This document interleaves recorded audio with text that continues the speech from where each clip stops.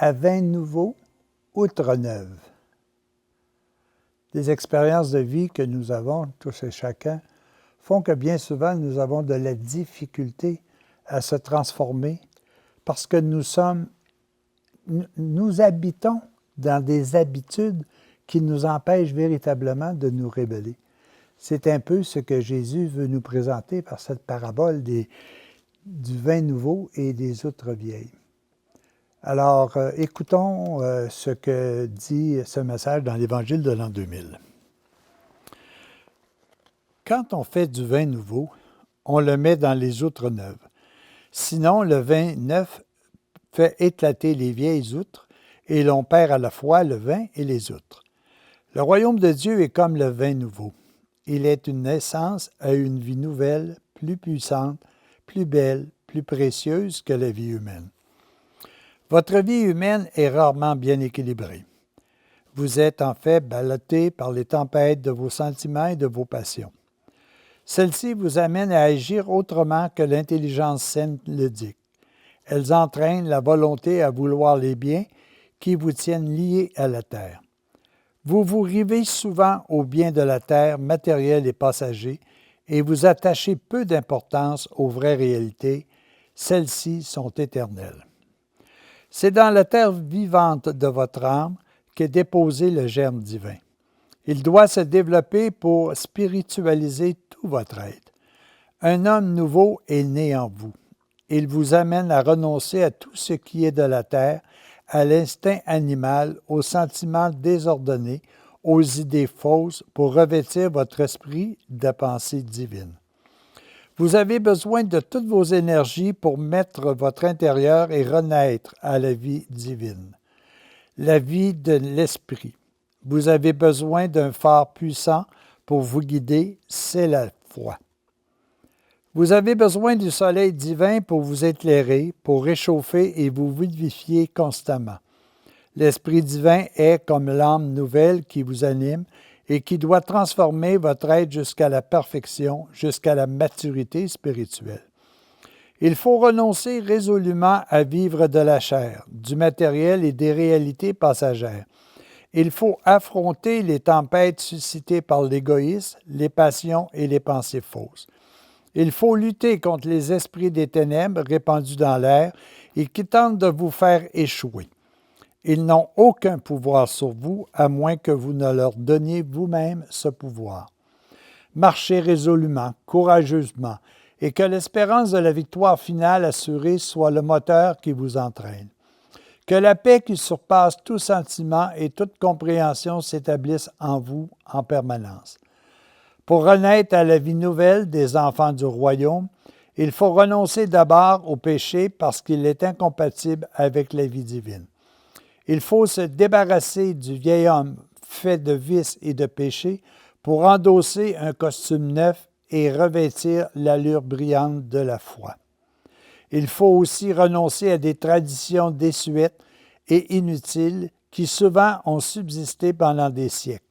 Elles ont aidé pour un certain temps à exprimer la foi, mais quand elles deviennent inutiles, encombrantes et même nuisibles, il faut s'en débarrasser comme d'un vieux vêtement. Lisez l'Écriture et observez combien de traditions étrangères et souvent idolâtres les Juifs avaient conservées de leur passage et de leur séjour parmi d'autres peuples. Ces traditions enracinées ont souvent subsisté pendant des siècles malgré les imprécations les plus violentes des prophètes. Au temps où je proclamais mon évangile, je pouvais encore dire aux pharisiens, « Vous mettez de côté la parole de Dieu au nom de vos traditions. » Il y a des traditions qui sont bonnes à conserver. Il faut en juger d'après ce que je vous ai enseigné dans l'Évangile. Si ces traditions vous lient à des détails et vous empêchent de voir et de pratiquer le principal de la vie chrétienne, il faut les retrancher sans pitié et vous attacher à la pratique de l'essentiel. Mais ce qu'il ne faut jamais perdre de vue, c'est la grande tradition spirituelle manifestée au cours des siècles par les prophètes et qui a eu son achèvement par la proclamation de l'Évangile.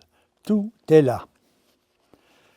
Alors, les amis, cette notion de vin nouveau puis d'outre neuve me ramène un peu à dire, vous saviez, dans le temps, lorsque dans l'Ancien Testament, on disait « œil pour œil, dent pour dent », c'était la façon que nous avions de régulariser les problèmes que l'on pouvait rencontrer.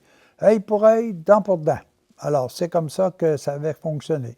Et encore aujourd'hui, dans certaines traditions, il y a encore ce principe-là qui existe de façon bien précise. Mais Jésus vient et il dit autre chose, lui.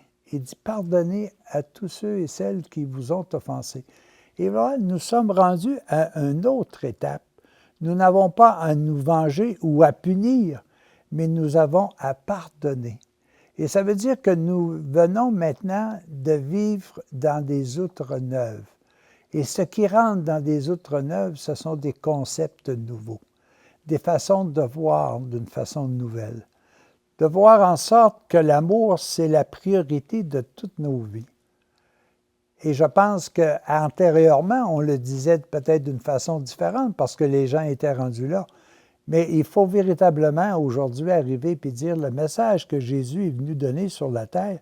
Il a même dit quelques instants avant de décéder, « Pardonne-leur, Seigneur, car ils ne savent ce qu'ils font. » Il n'a pas rendu rancune à qui que ce soit. Et pourtant, il venait nous sauver. Alors, nous devons être habités de cet élément nouveau. Aujourd'hui, ce qui prime pour chacun de nous, c'est l'amour.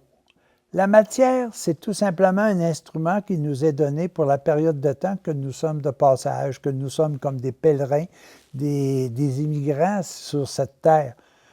Ce n'est pas notre demeure. Notre demeure est véritablement dans le royaume de Dieu, dans le royaume de l'amour.